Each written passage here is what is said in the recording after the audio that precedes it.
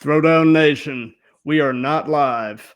Um, Today, we are doing an episode of a series that I started a while back and it kind of fell by the wayside, but it's a series called Inside the Match. And in this series, I basically sit down with wrestlers and we take a look at a match that they participated in, kind of get the backstory on what led up to the match, and then as we're watching the match we get sort of live reaction and commentary. So today I've got with me my broadcast partner Stephen Calozzi, um, all the way down from Columbus, Georgia, and he has a match that he is excited to share. So I'll kind of let him take it away. Tell us about what we're going to be watching, Stephen. Thank you, Matt. So my very first match, we're coming up on almost a year anniversary of it. It was for a local promotion up in Seattle, Washington, called CPW, or Combat Pro Wrestling, and it was with one of my best friends, mentor, fellow student and trainee, Patrick Tully, who's a big name over on the West Coast now. Um, and we had up until this point, we had a little feud going, where going back to my episode, I started as a manager and I was managing my best friend in the business, Luis Delamorte, and he, at the time, he was their basically like their champion. And Patrick and Luis had a match that was my first involvement in a wrestling ring ever up until that point, and it was a banger. Completely stole the show, and the promoter and, well, promoters, I guess I should say, and everybody in the back was just super happy with how it turned out. The crowd was amazed, and people were talking up, down, left, right about it. Um, so we continued the rivalry for a couple more months after that, mostly between Luis and Patrick Tully. Um, and when it was time for me to, when I got the blessing off from my coaches to start working, it was kind of like a mutual thing that, me and Patrick Tully were going to be working together for my first match. And honestly, I wouldn't have had it any other way. I love Patrick Tully, or shoot, name Bobby. So if he's watching this, good sir. But it was an honor to have my first match with him. The crowd, the show was packed, and to this day, it's still one of my best matches, I think, just from like a psychology perspective, but also too, like, from an in-ring perspective as well. So that's why I picked it. There were certainly a couple more exciting matches, that, Matt and I talked about, that I had some involvement in, and we'll certainly get to those at a later date. But this one's a very sentimental one for me, and I've been wanting to talk about it for a long time. Plus, I think it's a good match. So, Matt, that being said, take it away. Gotcha. So, um, are there any crucial storyline elements that led up to this match, or anything that you'd like to touch on uh, before we uh, before we actually start the match? So I'll give you a brief synopsis. So at the show CPW, there's a guy, heel, named Luis Delamorte, and he's like, basically how Luis is in real life. Some like halfway dead guy, some way halfway like goth guy, who, the best way we put it was, Luis Delamorte is the type of guy that you'll find in a rundown bar in south side of Tacoma, and he'll beat your ass with a pool cue just by giving them the wrong look across the bar. Um, so he's their champion right now, or at least their IC champion. He was like their international champion, but it was essentially a world title from what I've been told. And I was his manager, and I was kind of leading heavy into like the whole Goodfellas, gimmick at the time, coming out with the shirt and tie, the fancy shoes, and the car, and all that stuff. And we were kind of, unofficially, we were known as the Mob of the Dead, as I called it. Patrick Nice. Tully here is, he's one half of one of the most like over babyface teams on the West Coast, torn up and down, called IPA, or the Indie Protection Agency. And Patrick Tully, wherever he goes, he's super over. He's really respected by the crowd. He's loved by the crowd. In particular, CPW, which we joke about a lot. I like for some reason he's like people are willing to die for this man at CPW. So he's just kind of like the resident babyface slash bouncer slash whatever you want to call it. And after that match between Patrick Tully and Luis, it was like, all right, it looks like Patrick Tully and I, who have been talking shit between one another for the past couple of months, it was like, you know what, Luis, hold on, I got Tully this time. So January 3rd, 2025, this was it. It was time for the world to see the Stephen Calozzi for the very first time in a match with the greatest babyface of CPW, Patrick Tully. So, Gotcha. Well, like I said, I'm gonna start the match, and as things occur to you, just say pause, and I'll pause. sure thing.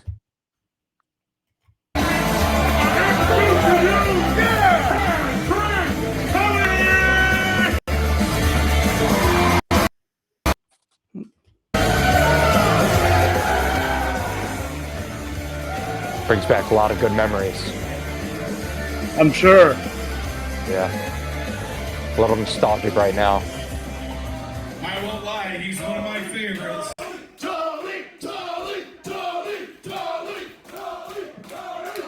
Yeah, so you stop right here.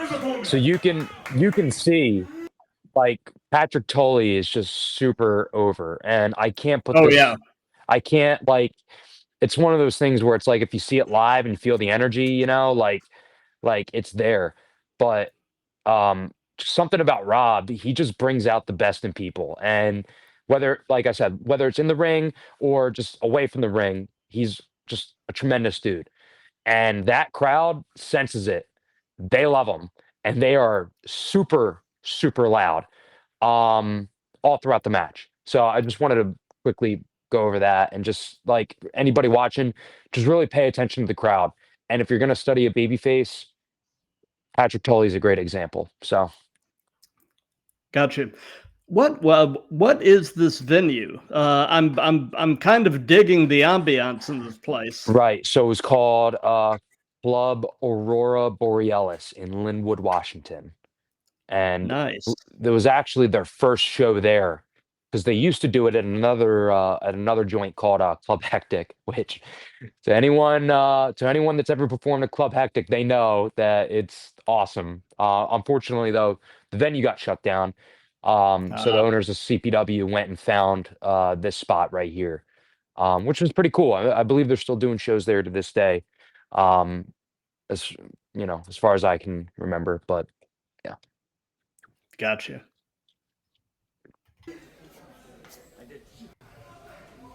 I think this was the one that used to be mine. Where the hell did it come from? Why is it still here?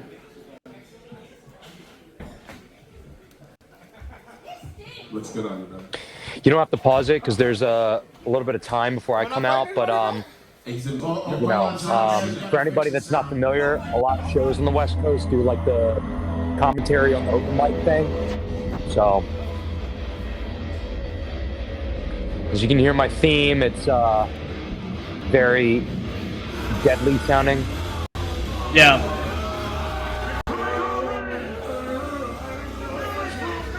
Blister Exists by Slipknot, by the way. One of my favorite songs.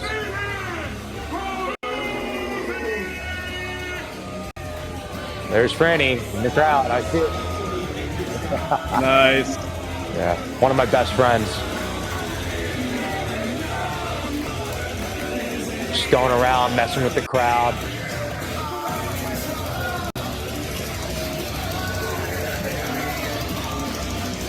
It's my ex-girlfriend.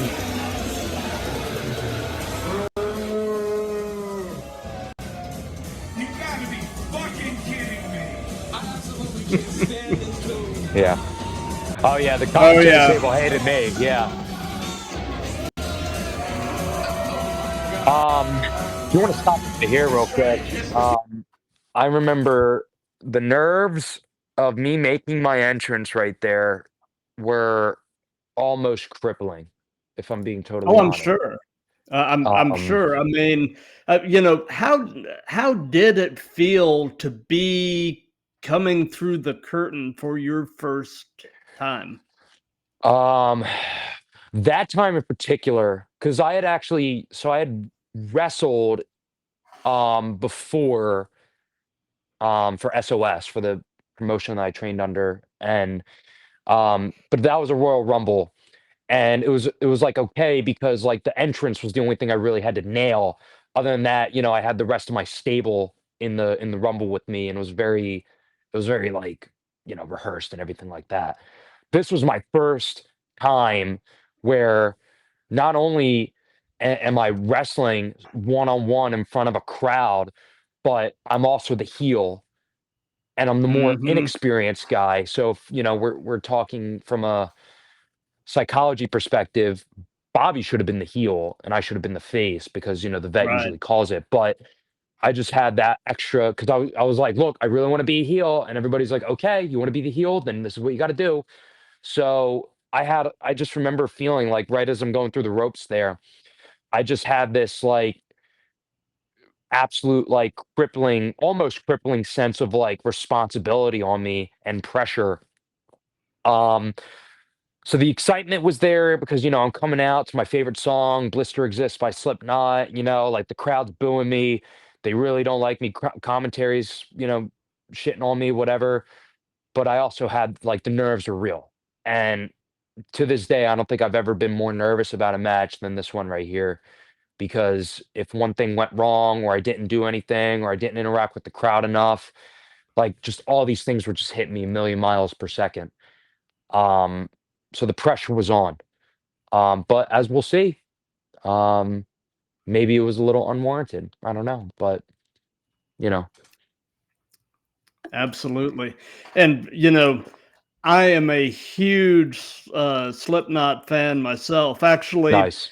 Uh, actually, about 3 years ago, I took my son for his very first live rock show. We went over to the amphitheater in Alpharetta here in the Mm, Atlanta area and caught Slipknot. And I'm drawing a blank. It was Slipknot and oh gosh, why am I drawing a blank right now? I don't know, but um, Slipknot and that band that does horror songs. Uh, oh man. Um, I'm I'm thinking, I'm thinking corn for some reason, but it wasn't Corn, all no. right, yeah, Uh, anyway, but yeah. but yeah, man, Corey Taylor is just an amazing talent. Oh yeah, yeah. Not to get too sidetracked on music right No, now, no, I get it. Real but quick, this one goes out to my little cousin Sammy. I think he's the greatest vocalist of all time, not David Bowie.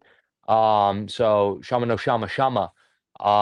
But yeah, I think Corey Taylor, like, and tying it into wrestling real quick. I've come out to a couple different theme songs, and it sucks because some people, and I don't blame them. Like, this isn't me like shitting on promoters or like my coaches or anything like that. But sometimes it's like you see something in yourself and you feel something that you can't explain to other people. And sometimes they just don't see the vision. And for me, at least, The Blister Exists by Slipknot is one of my favorite, if not my favorite song of all time.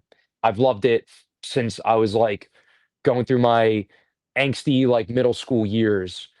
Um, And like, as far as the theme song goes, whenever I think what theme song suits Stephen Calozzi perfectly, through all the gimmicks, through the mob character gimmick, through the island gimmick, through the Caesar of the South gimmick, and whatever gimmicks I might have in the future, like if there's one song that I feel represents my energy, my personality, my character, it's Blister Exists by Slipknot. And that's a me thing. Now, other people love when I come out to Paper Planes by MIA, which great song, great energy, great vibe, and definitely suits my character. But that's my all-time favorite song. And again, it helped me a lot calm down a little bit coming out to it and remind me like, yeah, this is who the fuck I am. Like one of those things that was going through my head as I'm walking through the crowd. Um, but yeah, like and the people watching at home, that's one of the things that you kind of got to balance when you're doing wrestling. Um, if people who've done it longer than me, it's like I'm preaching to the choir, but people that are just getting into it or maybe thinking about getting into it, that's something you got to figure out. And that's a line you got to tote. Do you kind of, you know, diplomatically be like, all right, like, because your entrance song is really important. Do you fit the character more, fit the mold more, and respond to how the crowd is reacting? In this case, me and Paper Planes, where they're thinking they want like a gangster, a hustler, a street thug kid, which I Right. can portray. Or do you go with what your heart tells you, and do you go with a piece of music, a piece of art that perfectly kind of encapsulates who you are beneath, um, and what your personality really is? In this case, being Blister Exists by Slipknot. So this was one of the shows where I was like, let me try being really authentically me. And Gotcha. in this case, I think it worked. But I didn't try it enough. In fact, I think this is the only time I ever actually came out with this song. But we'll see. Gotcha. But yeah. By the way, it was Slipknot and Ice Nine Kills. Oh, okay. Yeah, I've heard of them. Yeah. Real quick before we continue, Slipknot, Volbeat, Gojira, and Behemoth saw them Jiffy Lube live, or Jiffy Lube Amphitheater live back in September 2019. One of the best shows I ever went to, but benign Oh, I detail. love Volbeat. Yeah, Volbeat's great. I love Volbeat. Yeah. Gojira, that was still probably my favorite band to see live. I've seen them twice now. Definitely my favorite band to see live. But yeah, Volbeat's great too. Gotcha. Camera. I see two fakes bigger than this kid. I can't stand this man. This man is absolutely. They're putting him in here with Tully? I can't stand him. He's disrespectful. I mean, he doesn't. Oh man, I forgot I cut a promo here. I totally forgot what I say. Shout out Fuego. He's great. People of Shoreline, it is I, the most notorious man in all of sports and entertainment, Stephen Calozzi.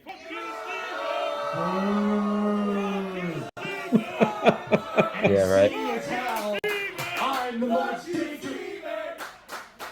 Fuck you, Stephen. That's crazy. That's crazy. Fuck you, Stephen. Yeah. Great crowd. Oh yeah. That's the kind of crowd you want. Oh, for sure. I'm the most prolific man in the Pacific Northwest, the most notorious man in the Pacific Northwest. I don't know why I get shacked up to this bum Patrick Tully here. Just so you all know, he has a real hairy back. Regardless, Patrick, he does have a hairy back. I love you, Tully. I'm gonna leave you where I find you. So yeah, real quick, Matt. So, the nerves were definitely high on that promo. I don't think it was I'm not trying to be biased or anything. I don't think it was a bad promo, but I've learned just through cutting my teeth and just doing them before matches or, during dedicated segments, how much more there is to cutting a good promo. But for what it was and for it being my first time and, just something quick and sweet, I don't think that was too bad. Not at I all. think I got the point across. And like you see, how sometimes, and I'm not trying to shit on people, but like sometimes you see like maybe even on the show that you're on before, or whatever. Like you'll see some promos and it's like people drag on and on and on. And um, I was very much like, I'm gonna keep it straight to the point. I'm gonna keep it like as minimal as I can and freestyle a little bit, but um, like definitely cut some better promos since, definitely cut some worse promos since. Um, but that was also too the dude Fuego that I shoved. He's a legend back home. Hmm. And he is like one of the most helpful dudes that you could ask for when coming up. Like he pitches because he's all over the place too. Like he goes from place to place to place, like, as a manager, as a hype man, as sort of like a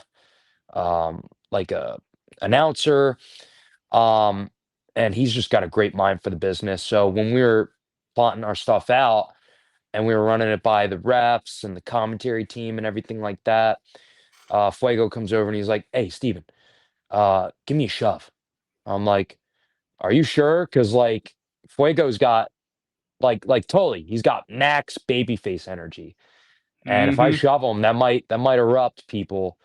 And he was like, "Just do it for the heat." And I'm like, "All right, I got you." And you know, he made me look good by, or not necessarily good, but like even more devilish, even more evil, even more of Exactly. a piece of He garbage. he helped Yeah, magnify your heat.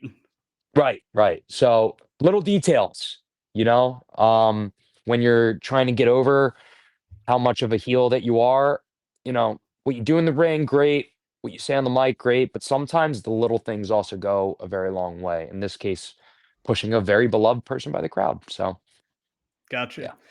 By the way, I like the little vent cuts you did on the back of your shirt there. Yeah, my buddy, I wish he was involved in this match. My buddy Luis, he kind of helped me out with that because I had no idea how to cut up my shirts. And when I was trying to figure out what look do I want to go for, um, like he was like, "Here, I'll help you out," and he did that, and I really liked it. Only thing is that like I worked in that shirt a couple more times after, did a couple more shows, and like that really wears down the shirt, especially when people are Oh pulling yeah, on you and everything. yeah, Um, but yeah, I for this match, I really like my look. Like I love the shirt, I love the tights. Before I like added another decal to the other side of my tights. Um, yeah, I'm really satisfied with how I looked for my first match in hindsight, but yeah, unless you got something, yeah, by all means carry on. gotcha. I don't know how this spoiled little rich brat thinks he's a badass. Raise your hand if you Oh, know he is Patrick most Tully's a certainly not. badass. Raise your hand if you know he's got a really back. Hey, read the bell. Is that all you got? Yeah, we should do that. Come on, fuzzy britches. Let's see what. Hey, Tully, kill him. That was a good that was a really good call right there. I'm gonna give commentary. Um, I feel like sometimes like this commentary team in particular went a little overboard with like you'll see. They took some liberties with me, especially with my last name. And it's not me, I don't really care, but it was like other people were like, dude, commentary got a little annoying at times with the I'm just gonna spoil it, the poop jokes because um dude makes because Calozzi and colonoscopy, Or yeah, it's like colostomy, or yeah, right, right, there's same thing, right? So yeah, people were like, yeah, commentary got a little out of hand, and I was like, yeah, I could see why. But that call right there where it's like, hey, Tully, kill him. Badass. Gotta give credit where credit's due. That was really good. well, uh, you know, uh, the more I'm seeing of Patrick Tully, I'm liking the way this guy moves, and his presence is just really. I mean, he is just like a natural, just somebody that you don't forget. Yeah. He he's a lot like the Undertaker in that he's a big dude that moves like a guy 100 pounds lighter than him. And you'll see. You'll see. He's truly gifted. Yeah.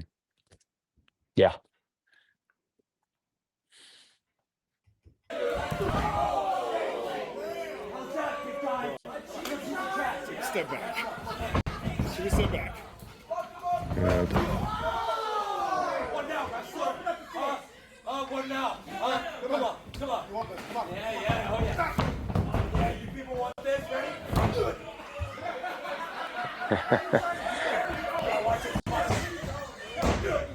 Tully's left leg outweighs this idiot.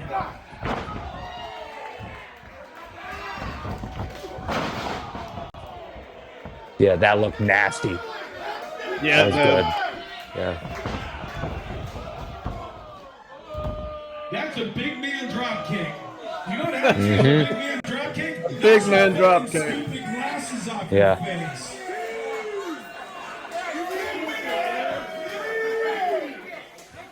It just occurred to me.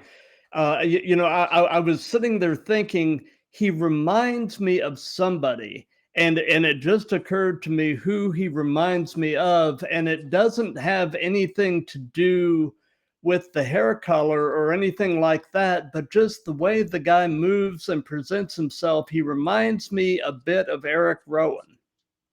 Yeah. Yeah. I can see that. 'Cause Eric Rowan's really like big dude, Oh super yeah, athletic and though. but Super athletic. these big wrestlers that move like a man much Yeah. smaller. I mean, those guys are. I feel like somebody with those qualities can almost write their own ticket. I mean, Yeah. Yeah. yeah, because it is just so much fun to watch a really athletic, agile big guy. Yeah. Yeah. Good comparison. Like really good comparison. Like the more I think about it, yeah. Like because what's coming to mind for me right now is like Eric Rowan doing like some like what is it, like roundhouse kicks that he does. Oh yeah, And it's like conventional wrestling logic dictates that big guy is big and does big moves, yeah, like Andre the Giant, and everybody has to be a copy and paste of him. But dudes like Tully and Eric Rowan like are, the like they're a really good exception to that rule because it makes him, especially as the baby face, like it's easy to do it as a heel because that builds heat when you're not really doing anything. But when Bobby's doing like all these like really like the keg stand that he does, hmm, like you saw that he was setting me up for, like makes the crowd go wild, yeah, and it's one thing if a guy like me does it, average size. It's another thing when a dude as huge as Bobby does it, or Patrick yeah, Tully. So yeah. good, But good, good, good comparison. thank you, thank you. I actually feel like Rowan did some of his best work actually in the tag team that he had with Harper or Brody Lee or whatever you want to call him after Yeah, the Wyatt family thing was over when they were the Bludgeon Brothers. Bludgeon Brothers. Yeah, Yeah. I feel like Rowan really came into his own in that tag team. yep. But anyway, Really underrated. Really like the Bludgeon Brothers, really underrated tag team. Also, I loved his run when he was with Daniel Bryan when oh yeah, after Kofi Mania. Like that was another a great run we could talk about some other time. But Eric Rowan super underappreciated. So good point. Good point. for sure, for sure. Give up your hot box on the stage. What the hell? It isn't a wrestling match unless you're fighting in the crowd. Living room. Yep.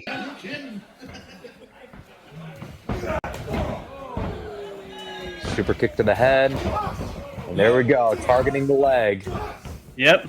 breaking him down. After the big man's leg. Keep the big man down. Yep. It's Calozzi, not colostomy, right? There you go. Yep. Here we go. Yeah. Why? Because he's a shit bag? Yes. All right. Yeah. Shit bag. Yeah.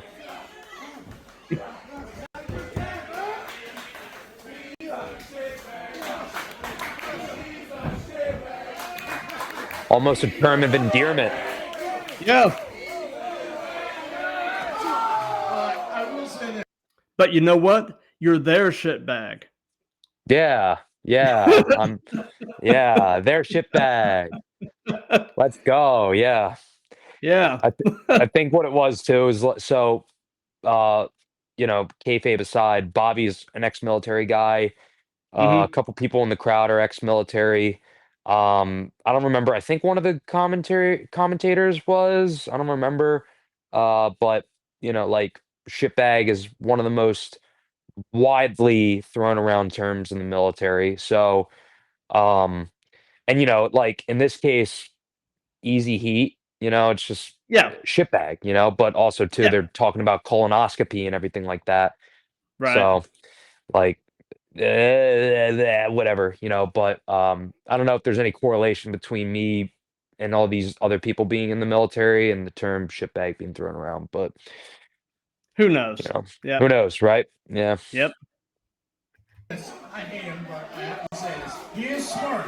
He has taken Tully's main weapon, his feet, out of the equation.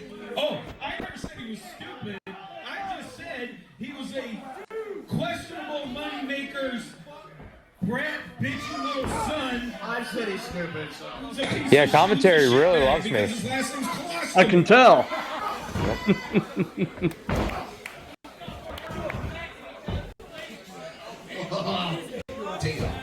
Now. The back, Oh, yeah. The back thing's fine, He, but not the leading he got me up there. judge. Yeah, he did. Yeah. So, real quick detail. Okay. Yeah, you could stop it real quick. So, when we were talking backstage, Tully and I we were both like, lay it in safe places. Hmm. And he told me like, don't worry about whether or not like, you hit me hard, just don't hit me anywhere like, you know, don't catch me. And I took a lot of diligence and I still do. But that's one thing I really appreciate working with Rob is that he's like we were both on the same wavelength of where it's like if you give me a forearm, like just lay it in, But like if you're giving a forearm right here, as long as you're not bruising the other person, um, like and it makes that really good sound. That's what we're looking for. We want it to look real. We want it to look like we're like legit trying to kill each other.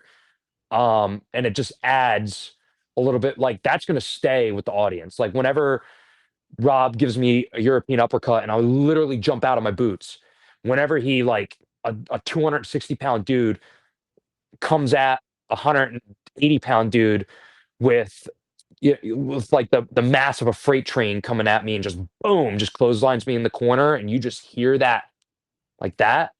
That is what the audience is going to remember. So that was a really good point that we talked about a lot beforehand. It was like just like if you're throwing punches, I would rather it like connect and it hurt.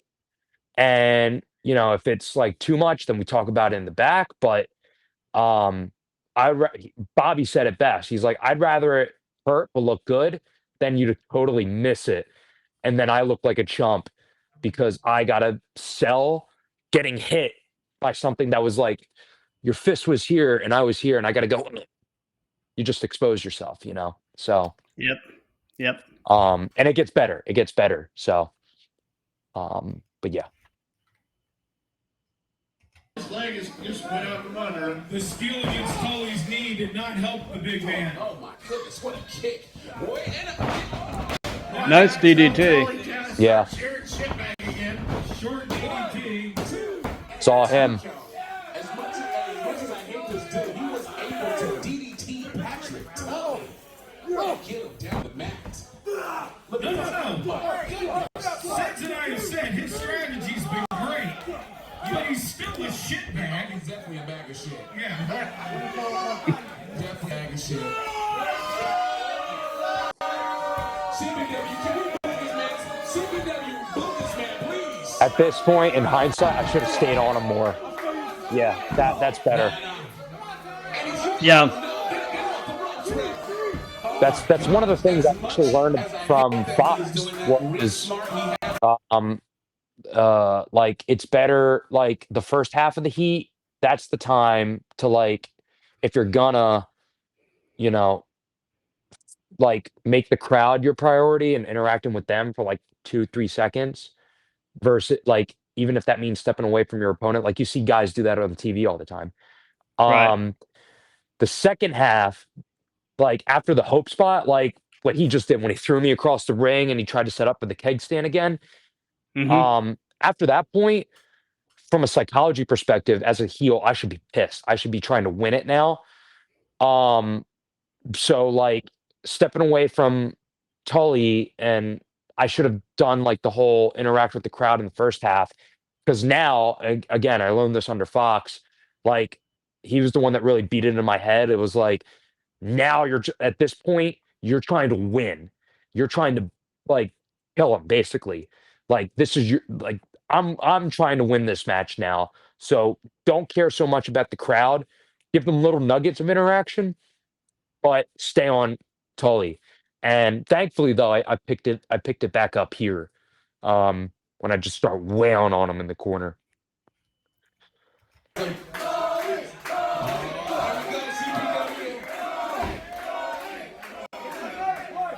Oh God, as he just keeps pummeling him in the corner.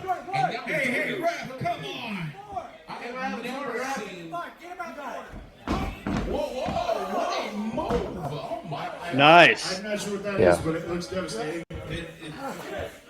It's a form of a submission sleeper. It's got a name. They got a, I don't know if you hear that, they got a kiss chant going. Yeah. Yeah. Shout out to Franny on that one. She's gonna see this later. So you know, when I send it to her, but she was talking to me in the back. She's like, I'm gonna get a kiss chant going. I'm like, do it. And she did it. So she's a trooper for that. My regret is I didn't give Tully a big old kiss right then and there, you know. Yeah. That would have been memorable. Oh yeah, for sure. You don't do that every wrestling match, do you? No, Yeah. just don't make eye contact. Mm. Yeah, well, we're both wearing socks, so you know we're fine, right? But you know the way you did that little technique there for a minute, I thought you were going for a triangle choke. Yeah, so I guess that is a triangle choke. I guess that's when I'm like, you know, I like triangle choke in BJJ. So outside of wrestling, I do mixed martial arts too, or at least I used to a lot. Yeah. But I had to, you know, obviously it's one of those things where it's like you got to kind of like if you're gonna take moves from MMA, you gotta like sensationalize them. You gotta make them Oh yeah. more over the top. Yeah, but So you've got to add a little bit of razzle dazzle, a little bit of right, flashiness to it, you know. right, Whereas BJJ is an extremely functional art. It's not yeah, always the most visually appealing. sure, yeah, no. So that's one instance where you know does not look like a triangle choke at all, perhaps, but um, you know, like it's me still trying to choke them out with my legs. I did toy around. Me and my buddy Nate at Grit City when I was still there. We toyed around like we loved Undertaker's Hell's Gate or the Goga Oh Plata. yeah, yeah. That's a great one. But you know, if you do it, it's one of those moves where it's like I feel at least like if you do it, people are gonna be like, "Oh, that's the Undertaker's move," and it's like people might get sucked out of it a little bit, or maybe not. I don't know, but yeah, like right here, I think the triangle choke came about because Bobby was asking me like, "What are some moves that you want to maybe do during the heat?" And I was like, "I think like let me get to the corner, let me work you a little bit, and then uh, what's a way?" Because I used to do where it's like he would be standing up in the corner, and I would grab their arm and kind of hook them like that while we're still in the corner. Hmm. Um, but that was only at practice. Um, and Rob was the one that was like, "Let's pull me down and get me in the center of the ring so we could set up for something else." So this was his idea, and I think it worked really well. So Gotcha. Gotcha. Yeah. Yeah. You know, I remember from my days training BJJ, the only time I ever got choked unconscious, I got caught in something called a Peruvian necktie. And I think I know what you're that talking about. Yeah. that choke comes on very quickly, and I didn't realize that. I thought I was fine. I went to turn in on my opponent and to try to work my way out of it. And next thing I know, I'm on my back looking up at the ceiling, and he's like, "You went to sleep, dude." And I'm like, "Okay." Yeah. You know.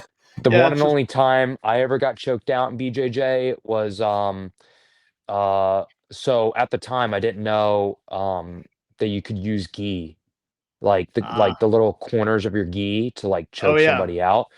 yeah, Um and I was working with a purple belt. So here I am, like, and I'm giving him a good run for his money. So I'm like, you know, my big thing is from my teachers, like they always told me, stay calm, just stay calm. Master Tom, he was like, just stay calm, man, just stay calm. And so I'm figuring out things. I'm on my back, or I'm on my knees, and he's got my back, but he's not doing anything. And I just feel the gi like kind of brush me, but I didn't really pay attention to it. And I'm thinking, I'm calm, I'm all right, like I'm gonna figure something out here. And then all of a sudden, it just and I literally went to sleep. And like I yep, remember as clear as day. I come back and I'm like, oh my God, dude, I just blacked out. I just got choked out. What the hell? So yeah. yeah, good times. You know, if you train BJJ long enough, it's going to happen. Yeah, So yeah. I mean, good learning point. oh, for sure. Everybody's gonna get choked out at some point, I guess. So Yep, yep. try not to, but it's okay if it happens. Oh, for sure. It comes with the Yeah, territory. yeah. Wait. Would anyone there kiss colostomy? Be mine. Alright, then don't make Patrick do it. Nice. Yeah, that was his idea too. He asked, like, "Have you ever done a sling blade?" I'm like, "No," and he's like, "I think that would be a really good move for you." So kudos to him. He bumped like a champ. So um, kudos to Rob for that one. That was his idea, and I still do the sling blade to this day because of him. So So that sling blade was kind of an on the fly decision. no. So Oh, yeah, yeah, you had talked about it yeah, beforehand. we Okay, talked about it okay, before. Yeah, yeah. gotcha. Okay, We actually practiced it together because remember we train together. right. Um, he's we had advanced classes Monday and Thursday, still do. Um, Monday and Thursday were advanced classes, Tuesday and Wednesday were beginners. Hmm. So it was actually I think it was like a Friday morning because this was during holiday block leave, so I had 2 weeks off of leave. Um, but we opened up the school. It was just him and I, and we were just going through the motions and everything like that. And he just throws out the sling blade, and I'd never thought about it because I was struggling to figure out moves to do. And he's like, "Why don't you do a sling blade?" I'm like, "Okay." And I was a little hesitant at first, but then we tried it, and I was like, "Yeah, like it feels good. It gets me like I like being up in the air like that, especially with him too, because he's so big, and it makes sense. The little guy like me would do that to him. Like, it makes sense for a big move, like a big crescendo, because you're about to see, we're about to go into the comeback from here. Um, so it makes sense. But yeah, it was his idea, and I still credit him with giving me that move to this day. Gotcha. As much as I hate this asshole shitbag of a man, too, his moves. I ain't gonna let you flip you off. I'm trying to give you a. Oh gosh, he flipped us off. How terrible. He was trying to give you a compliment. He called you number one. I'm trying to give this dude a compliment. You're number one, man. Oh, man. So at this point, I vividly remember this point. I was like, the commentary, like it was starting to like get in my head a little bit, Yeah. and like that part where I'm like struggling to talk, like all these people love you, but I hate you, or something like that. Like, who says that? I just cringed out here, hearing that come from my mouth. Um, but yeah, I remember, and you'll see when I climb the turnbuckle, I tell, I think it was Steele. I like actually told him like I'm gonna like fuck you up or something like that, or shut up, or say something to him. But like I was starting to get a little flustered at like the shit jokes, you know. Right. So uh yeah, it was that point right Yeah, there though. After I hit the it was sling blade, it was almost like it was funny the first 5 times, and now, come on. sure, yeah, yeah. Yeah, But also too, I was starting to think like, are they calling me a shitbag because I'm doing? Because like I have, I think this match is going well at the time, but right. like you really have no idea because you could think that you have a banger match and then you get backstage and everybody is like, dude, what the fuck was that? Yeah, Or vice versa, you know, you're like, oh my god, this match was terrible, blah blah blah, and everybody gets back there like, oh my god, you just tore the house down. So yeah, like it's all like, and I'm thinking like they're not digging it, or I'm not doing enough, or I'm doing a bad job as a heel, or just things aren't going well. So when I'm hearing like the shitbag thing, I'm like, fuck, you know, and I'm starting to get a little flustered. But right. when we go into the comeback sequence, like, you know, it just it locks back into place. Like we were good to go. So Gotcha. But I yeah, mean, ultimately, like you were saying, everything really is in the eye of the beholder. I right, mean, so, and everybody's going to have their own opinion. So, anyway. right, yeah, yeah. I thought this is what all the girls do to him when he tries to buy him a drink. Oh, Jesus. No. Or boys, I don't know.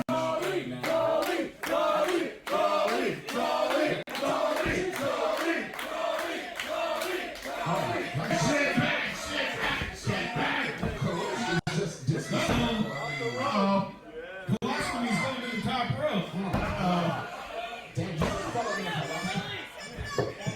Yeah, look right there. That's when I'm like, Yeah. legit. I will fucking kick your ass or something. Good flare bump. Yep. I love taking those. I love taking flare bumps. Do you? Yeah. Sometimes they suck the wind out of you.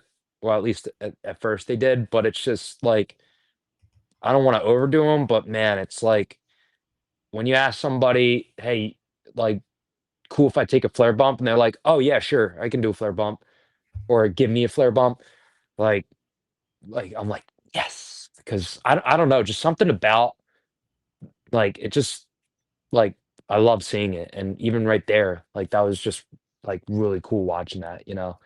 Oh, for But yeah, sure. I love taking flare bumps. Like probably shouldn't do a lot of them, but um, like if you land correctly, you know, you're fine. You know. Oh yeah, and the visual of the flare bump is just Yeah. it's iconic. Right. Right.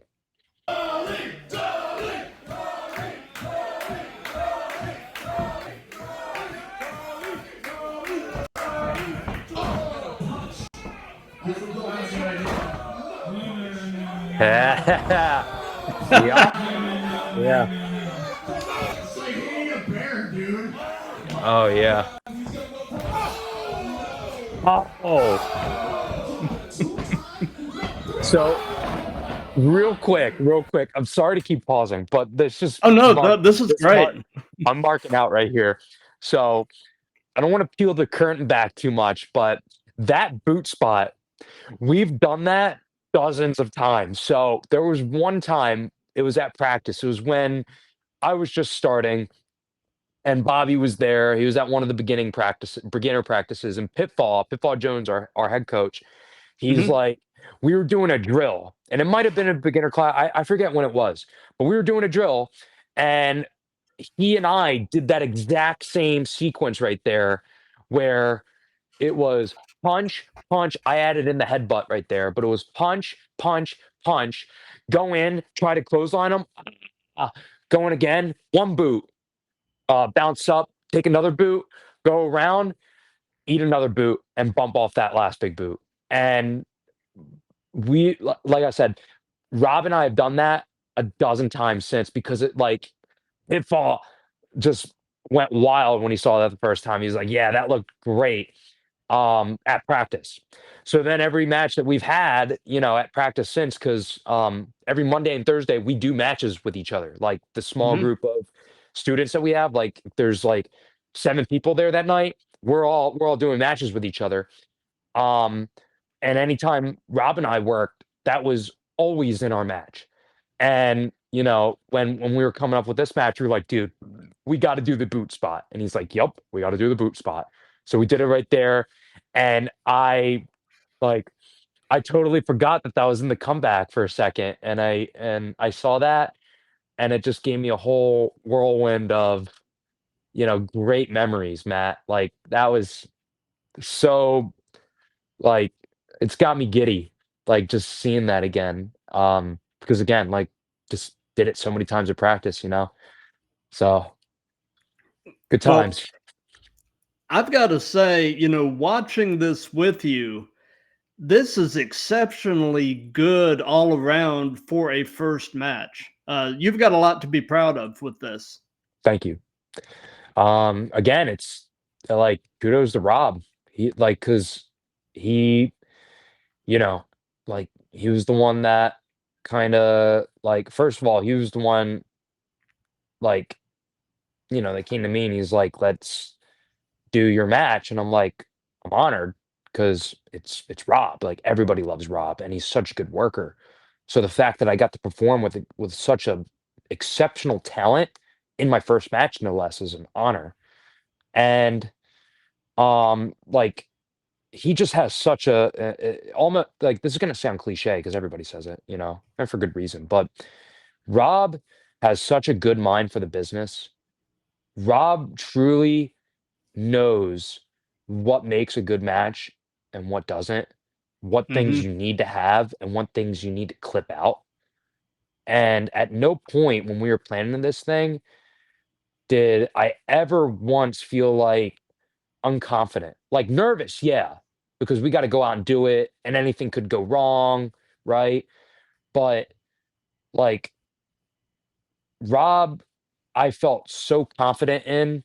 Like, there was never an instance, never a single moment where it's like, I don't know if I'll be able to do this spot or if this is gonna look good because it's Rob across the ring from me. Right. Never, ever once had that. And whether it's the sling blade, whether it's the big boot spot, whether it's the flare bump, whether it's this, whether it's that, like, I had utmost confidence that Rob would be able to take or give, whatever we planned. And it was my job then was worrying about my end of things. Like, all right, I got to worry about protecting myself on the flare bump. I got to have good form, good hang time on the sling blade. You know, like those are the things I got to worry about. I don't got to worry about Rob like being in the right position because he's there. It's just like Right. automatic. You know, so that's why I think it's looking so good is because that's just how good he is.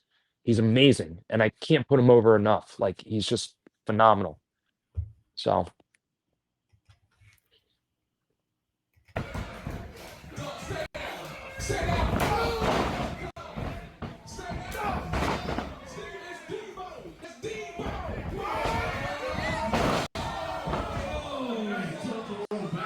That was the backbreaker that you heard Oh yeah. around the world, baby.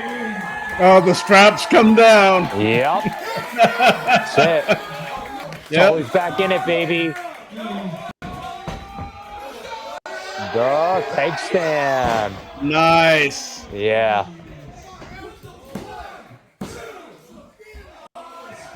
Oh, So the that's old one. foot on the ropes. Yeah. So that's one thing I screwed up on. I got a little jumpy at that. So yeah, the originally it was, when we talked about it, it was like, because we didn't know the ref. Ref's great, by the way. This guy, he's good. But we didn't know him, and quality and refs, like great refs on the West Coast for the most part. But at CPW before, there were some refs where it's like they screwed up something, and it's like, Hmm. you know, it's like, or like they weren't in the right place, or they were looking at you as you're doing like a DQ finish, and it kind of fucked everything up. So we didn't know this guy. Again, he's solid, but we talked about that. Like the foot on the rope makes sense for my character. and it kind of still protects Rob. But Rob and I also talked about it. Like at any point, if he's not in position, just kick out.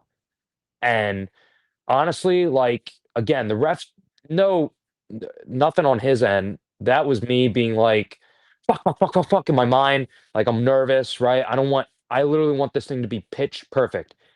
And in doing so, I kicked out when I shouldn't have. I should have just trusted the process and just put my foot on the rope. Because as you see, he caught it and he didn't put his hand down. So, um, you know, that's folly on my end. But yeah, continue.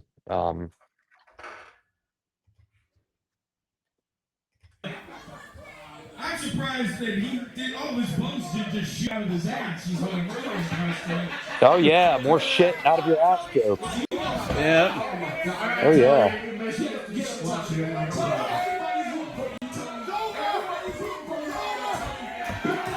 Well, that was an irate.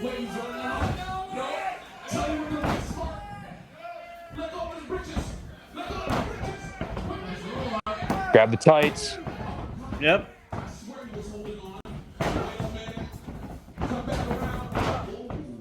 He's not budging. Oh yeah. There you go. Tully's beard outweighs Calozzi. I do have to say, Steven is putting up a good Oh fight. no, I am not going to say that Steven hasn't shown some fight. I'm not going to say that this has not been a great match. I am going to say I still hate the shit bag. Yeah, I fucked up that outfit a little bit, but that's one of the things that shows how green I was. It was like I had this habit where it was like for an up and over, like I kept trying to look at my opponent behind me and trying to time it Mhm. out. I was trying to focus on too many things at once instead of just fucking up and over and sending it. So that's one thing I kind of screwed up on right there. Real minor detail, but you know, Gotcha. yeah. Tully driver. 2, 3. Good job. Tully. Good job.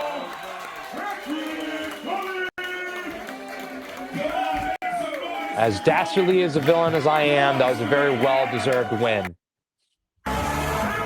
Oops. Yeah, is that it? Is that That was that was the end of the okay? match.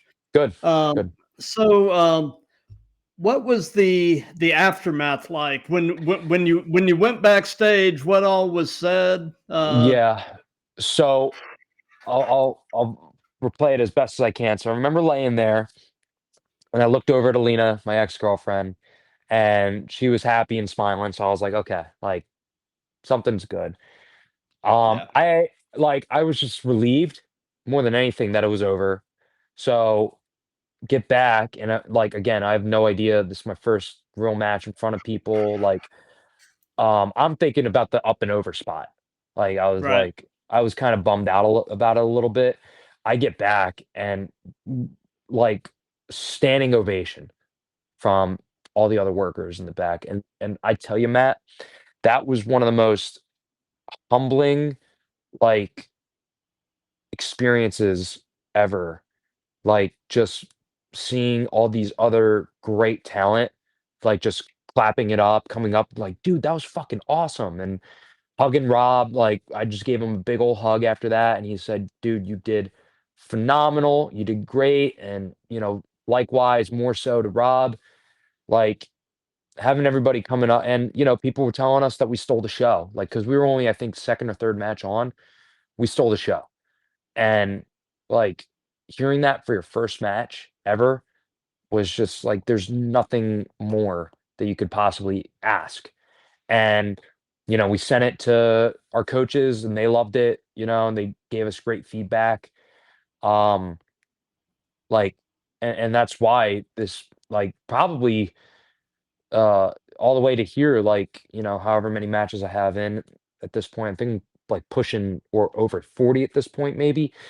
But, that one still sticks out to me, not just because it was my first match, but it was just such a good match. And like just how people reacted to it, both the live audience and then everybody after. Like everybody when we got back to school, Monday, were just like giving us flowers, and it was awesome.